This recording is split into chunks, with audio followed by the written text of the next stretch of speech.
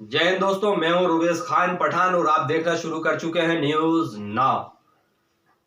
भारत का budget, India का budget आज जैसे ही पेश होने जा रहा था तो पूरे देश की निगाहें भारत की वित्त मंत्री के हाथ में रखे हुए पिटारे पर थी। जी हां, जैसे ही भारत की वित्त मंत्री संसद भवन पहुंची कि तो सबकी निगाहें उनके हाथ में रखी फाइल पर थी, मतलब लैपटॉप में थी, जिसके अंदर पूरे देश का आने वाला बजट रखा हुआ था।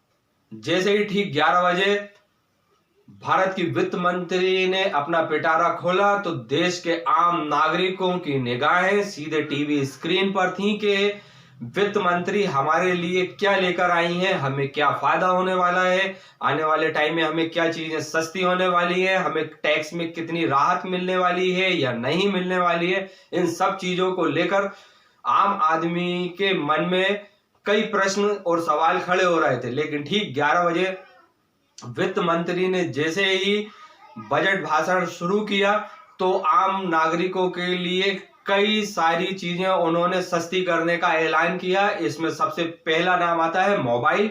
मोबाइल को सस्ता किया जा रहा है। आने वाले टाइम में मोबाइल आपको सस्ते मिलेंगे क्योंकि इसके अंदर टैक्स में कमी की गई है। चमड़ा उद्योग को बढ़ाने के लिए भी वित्त मंत्री ने टैक्स कम करने की घोषणा की है, जिससे आने वाले समय में चमड़े से बनी हुई चीजें, वस्तुएं हमें सस्ती मिलेंगी। वहीं इलेक्ट्रॉनिक कार भी आने वाले टाइम में सस्ती होंगी क्योंकि इसके अंदर से भी टैक्स को कम किया गया है।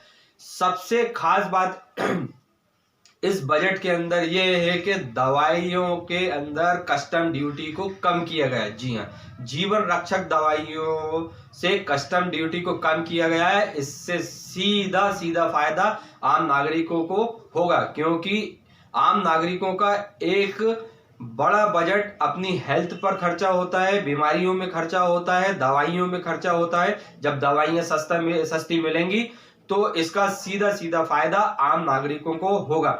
इस बजट के अंदर आम नागरिकों के लिए ये सबसे बड़ी खबर है कि जीवन रक्षक दवाइयां जो है अब आने वाले समय में सस्ती मिलेंगे। वहीं कैंसर पेशेंट्स के लिए भी और उनके परिजनों के लिए भी एक अच्छी खबर है कि आने वाले टाइम के अंदर कैंसर से रिलेटेड भी दवाइयां सस्ती होंगी। इसमें से ये भी कस्टम ड्यूटी को कम किया जा रहा है। ये सीतारमण रमैया जी ने कहा है बजट के दौरान।